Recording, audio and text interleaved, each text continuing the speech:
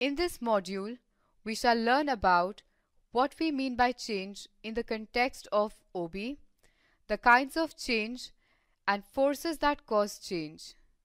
We shall also study about resistance to change, its factors, and measures to overcome them.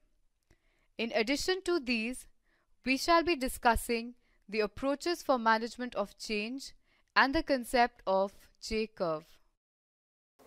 Take any industry, automobile, manufacturing, banking, pharmaceutical, biotech, steel, telecommunication, and so on. You will find that industries in the 80s were different from industries in the 70s. Those in the 90s were different from those in the 80s, and so on. All industries have undergone drastic changes over decades. With passage of time, some have died out and some new ones have cropped up, and the rest have undergone significant changes. If industries have changed, then very clearly companies constituting them have also witnessed their own storm and dranks. Microsoft has grown from being a software provider to now offering a gamut of hardwares, smartphones, online gaming consoles, webmail, service, etc. GE has significantly shifted from technology to services and is a leading conglomerate now. Companies that have remained complacent, failed to perceive changes, or have avoided them have eventually been pushed off the playground. For example, companies selling cassettes which did not respond to the development of CDs and had to leave the field. Likewise, CD companies which failed to manage the change posed by a significant change in the market, that is the emergence of internet, which made it possible for people to download movies, songs, text, eventually faced a painful end. Companies that have failed to address the call for change include Nokia for failing to see local competition like Micromax and failing to keep up with global competitors like Apple, BlackBerry, mobile phones to some extent, and so on. In today's fast moving dynamic world, no company can afford to sit complacent.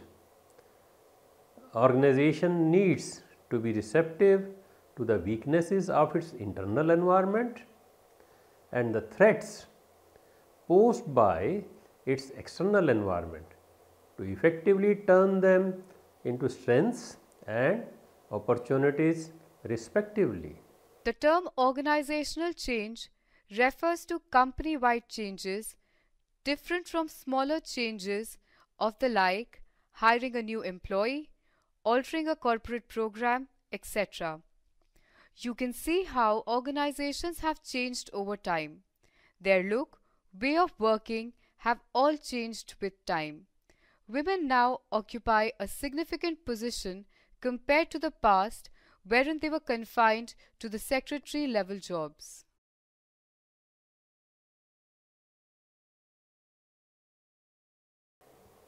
Company-wide changes encompass structuring company operations, adapting to new technologies, merger and acquisition adjustments, right sizing, compliance to programs such as total quantity management TQM and BPR, etc.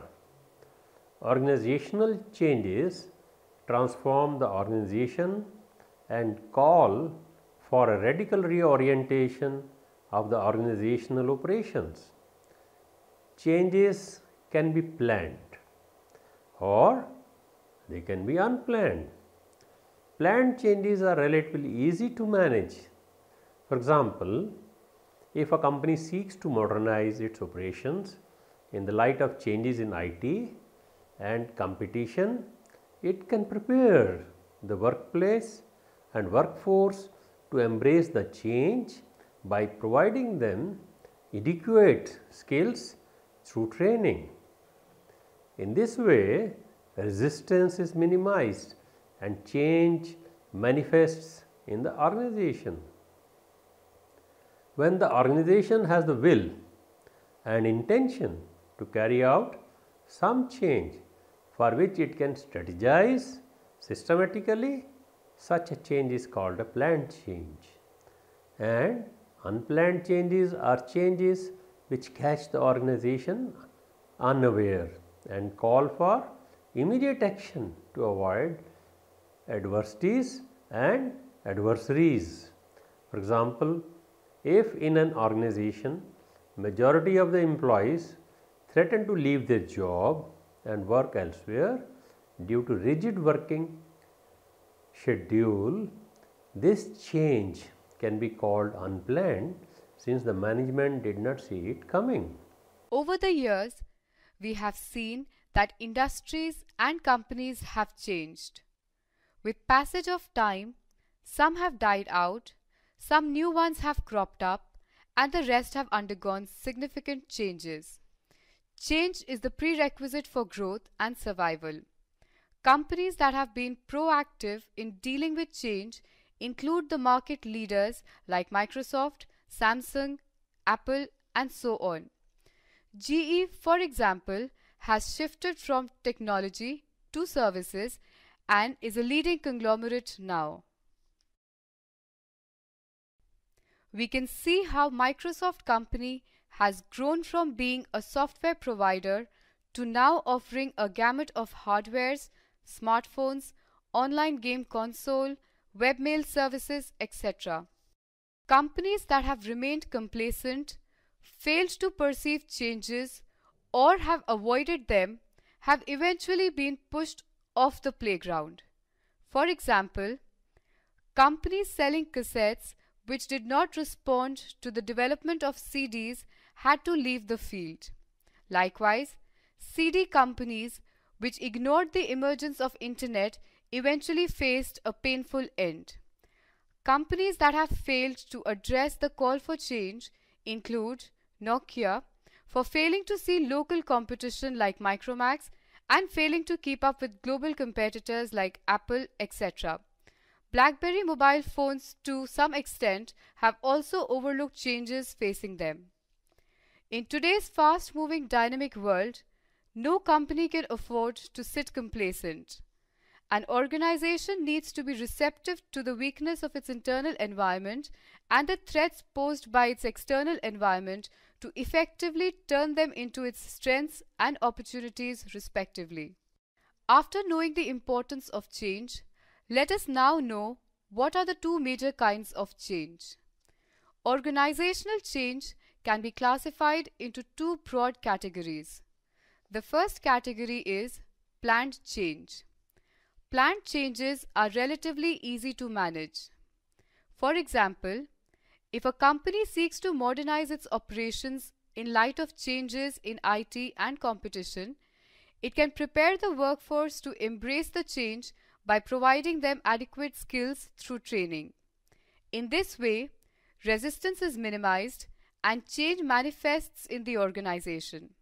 Thus, we may say that when the organization has the will and intention to carry out some change for which it can strategize systematically, such a change is called a planned change. The second category of change is unplanned change.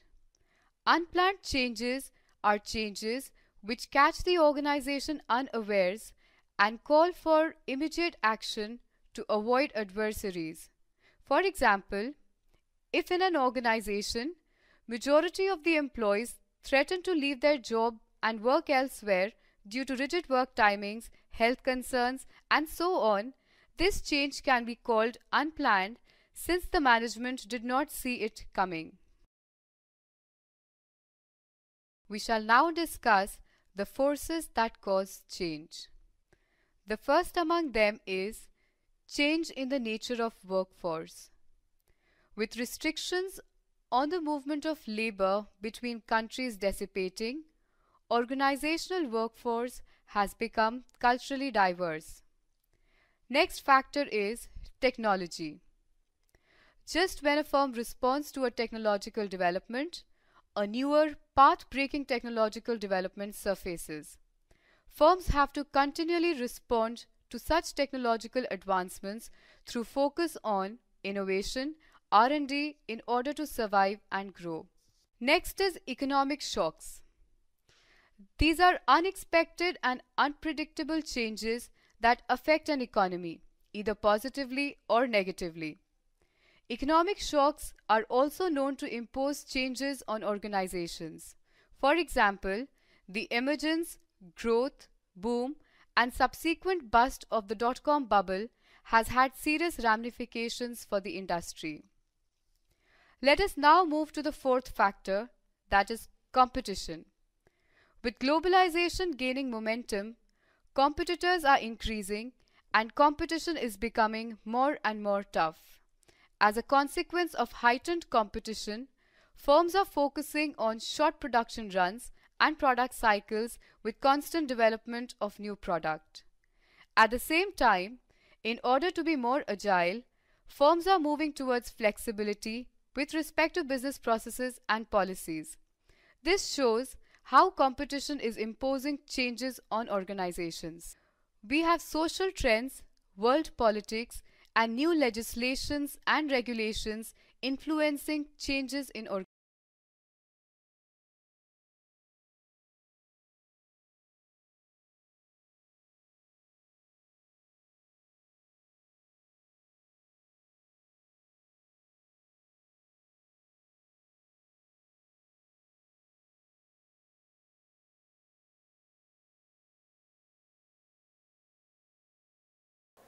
Social trends are changing fast and organizations need to respond to them. For example, internet is a major factor responsible for a paradigm shift in information sharing. Today, all information is just a click away. Any communication is just a call away and any destination is just a matter of some hours. E-commerce has changed the market scenario such that more and more firms today are seeking an online presence. Increased public sensitivity to environmental issues and animals have also forced firms to change. World politics also has a bearing on organizational change. Opening up of Chinese and Southeast Asian markets, political unrest in different countries of the world, rise of Muslim fundamentalism, etc. have all caused major change requirements for firms. Hostile behavior between nations in the form of restrictive trade and investment policy, invasions, etc. has major consequences for the business. With new legislations and regulations governing specific businesses, firms have to undergo considerable change. In recent times, increased attention is being given to socially and environmentally responsive behavior of the corporates called corporate social responsibility. After knowing about change and its factors, let us now see how employees perceive this change and why they respond this way.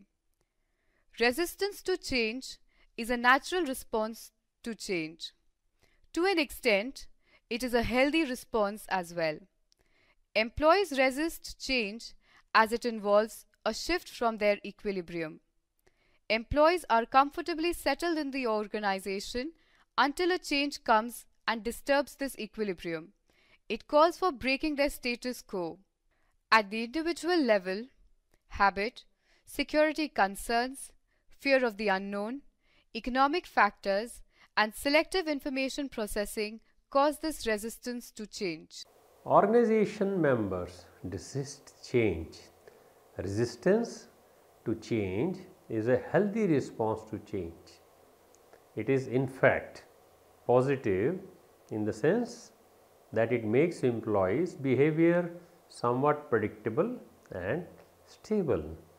It is said that people do not resist change itself, rather they resist those aspects of change which personally affect them, such as fear of the unknown, status and communication, etc. Resistance to change needs to be recognized and effectively managed in order to embed change into the organization. Resistance to change can be tacit, implicit, immediate or deferred. Implicit and immediate resistance is relatively easy for management to deal with. For example, a company proposes to computerize its work. Workers will resist this change by threatening to go on strikes, slowing down their pace of work or complaining, etc. This is implicit and immediate resistance to change. It can be managed by way of effective two-way communication, participative decision making, providing for requisite skill training. Implicit resistance surfaces at a later stage and is often difficult to recognize. Such a loss of loyalty towards the organization, reduced motivation to work, degradation of work quality apparent in increased defects and errors. Likewise, deferred resistance to change is also not easy to manage. It gets accumulated over time and eventually explodes in a manner way out of proportion to the level of change initiated. At the organizational level, structural inertia, group inertia, threat to expertise, and threat to established power relations cause the resistance. Structural inertia. In order to impart stability to the organization, companies generally have standard processes and regulations. More often than not, this standardization causes rigidity which counterbalances all efforts to change. Group inertia. Group inertia is said to exist when even if individuals want to change behavior, they are unable to do so due to group norms. For example, union members may be ready to accept changes proposed by the management in his work, but is unable to do so because the union policy dictates non-acceptance of bilateral changes made by management. This is a case of group inertia. Very often, this group inertia acts as a strong deterrent to change. Threat to expertise. Change in the organizational pattern often tends to jeopardize the expertise of specialized groups.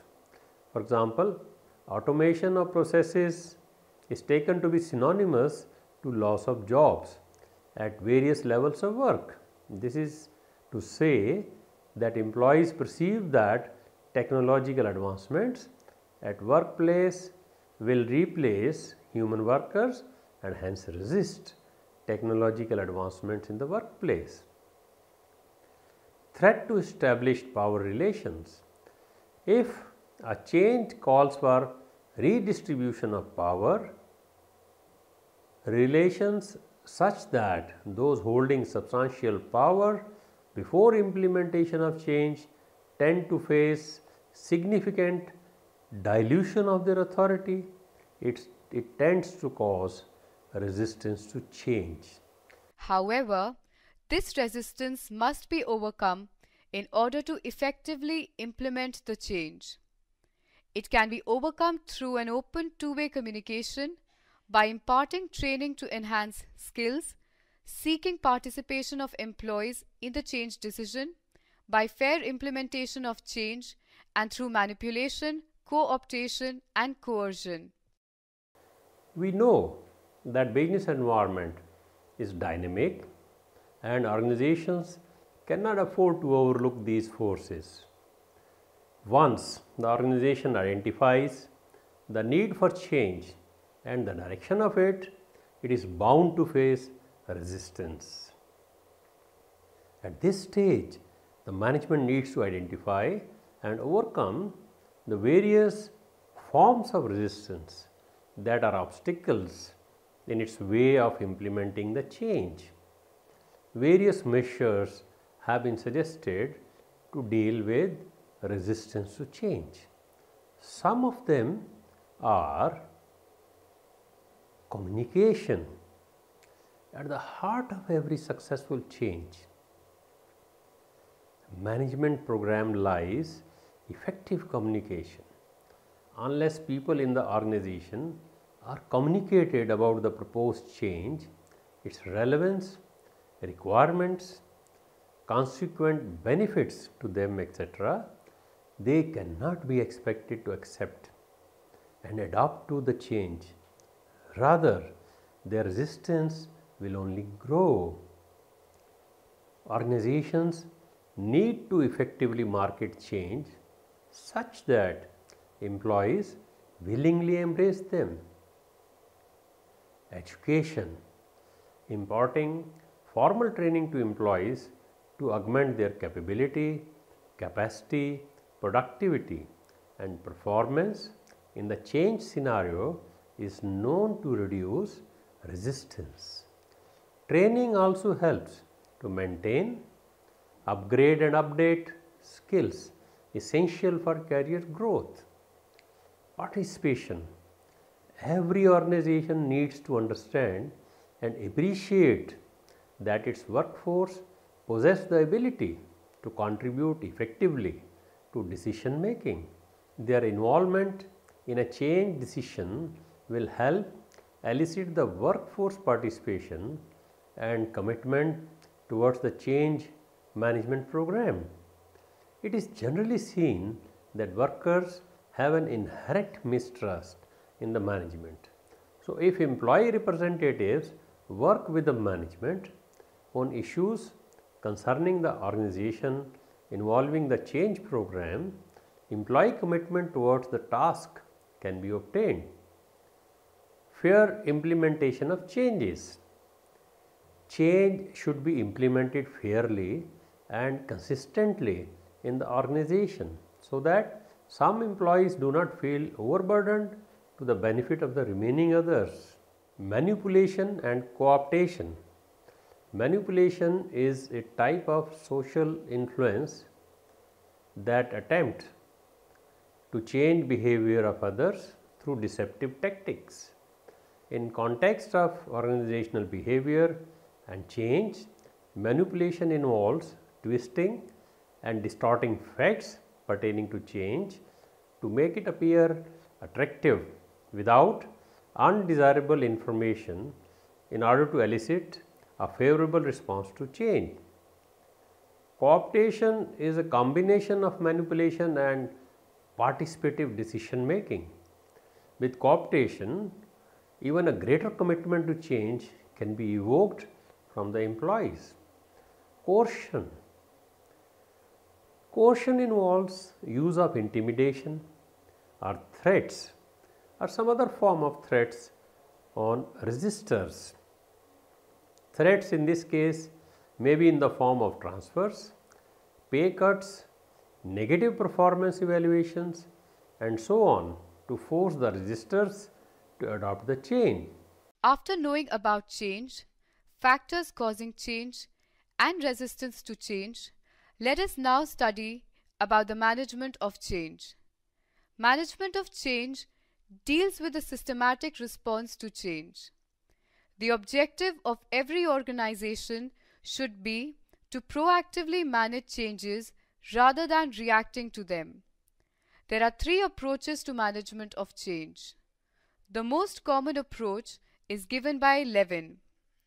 The other two approaches include action research and organizational development. Let us now try to understand the first approach to management of change, that is, Levin's three-step model. The first stage, as shown here, is unfreezing. This stage involves overcoming inertia and dismantling the existing mindset. In this stage, people in the organization are aware that old ways are being challenged but do not have a clear picture as to what is replacing them and why. At this stage, management has to take measures to break the status quo or the equilibrium to move ahead. This can be achieved by increasing the driving forces, or by decreasing the restraining forces, or by using a combination of both. Let us now move to the second approach, that is action research. Action research is a scientific methodology for managing planned changes in organizations. It involves systematic data collection based on the analysis of which the action is undertaken. Just as a doctor diagnoses an ailment, analyzes it, takes patients' feedback, gives medicines, and ascertains the improvement on patients' health, similarly, organizations can also manage their planned changes. The process of action research involves 5 steps. The first step is diagnosis. In this stage, the change agent interviews employees, examines records, etc., in order to find out the problem. The second step is analysis. Based on diagnosis in the first stage, the change agent analyzes the information in order to identify primary issues facing the organization. The third step relates to feedback. At this stage, the change agent shares and discusses the findings of his or her analysis. Along with this, an action plan to the problem is developed through open communication. The action plan thus developed is implemented, after which the post-change performance is compared with the pre-change performance in order to gauge the effectiveness of the action taken. Let us now understand organizational development as an approach to managing change. Organizational development is a concept of planned change interventions that seek to improve the organizational effectiveness and/or efficiency. Organizational development focuses on individual and organizational growth, participative and collaborative thinking, and a spirit of research. Though the change agent is the initiator of change, there is a strong emphasis on co-actions. The broad values which constitute organizational development are as follows. Firstly, respect for people. Respect for people means that individuals should be treated with dignity and respect. Each individual is taken to be responsible and capable. Secondly, power equalization and participation. Power equalization and participation means that the focus of organizational development should be decentralization of authority and control, that is, empowerment of people. Collaboration and participation should be emphasized to lead the organization towards effectiveness and efficiency. Thirdly, confrontation. Confrontation means that all problems should be openly challenged. No problem should be left unexposed and unchallenged. Lastly, trust and support. Trust and support means that the organization culture should be such that it fosters mutual trust, cooperation, openness, support, such that the goal of organizational development can be achieved. After knowing about the approaches to management of change, we shall now discuss the concept of J-curve. J-curve demonstrates the employee reactions, performance, and attitudes at different stages in the change process. Anticipation of these reactions at various stages can help managers devise suitable strategies to deal with the different kinds of employee emotional obstructions that jeopardize the management of change efforts. In this way, J-curve is an innovative way of managing change. J-curve splits the change process into 5 stages and attempts to plot employee net performance at each stage. It measures net performance given by the difference between successes and failures on job on the x-axis and time period on the y-axis. Let us recapitulate what we have learned in this module. The term organizational change refers to company-wide changes encompassing restructuring company operations, adapting to new technologies, merger and acquisition adjustments, right sizing, compliance to programs such as TQM, BPR, etc. Organizational changes transform the organization and call for a radical reorientation of the organizational operations. Changes can be planned or unplanned. Planned changes are easy to manage when the organization has the will and intention to carry out some change for which it can strategize systematically. Such a change is called a planned change. Unplanned changes are changes which catch the organization unaware and call the immediate action to avoid adversaries. Forces that cause change are change in the nature of workforce, technology, economic shocks, competition, social trends, world politics, new legislations and regulations. Resistance to change is a healthy response to change. Resistance to change can be tacit, implicit, immediate or deferred. Resistance to change can be caused by individual as well as organizational sources. Individual sources include habit, security, fear of unknown, economic factors and selective information processing. Organizational factors include structural and group inertia, threat to expertise and established power relations.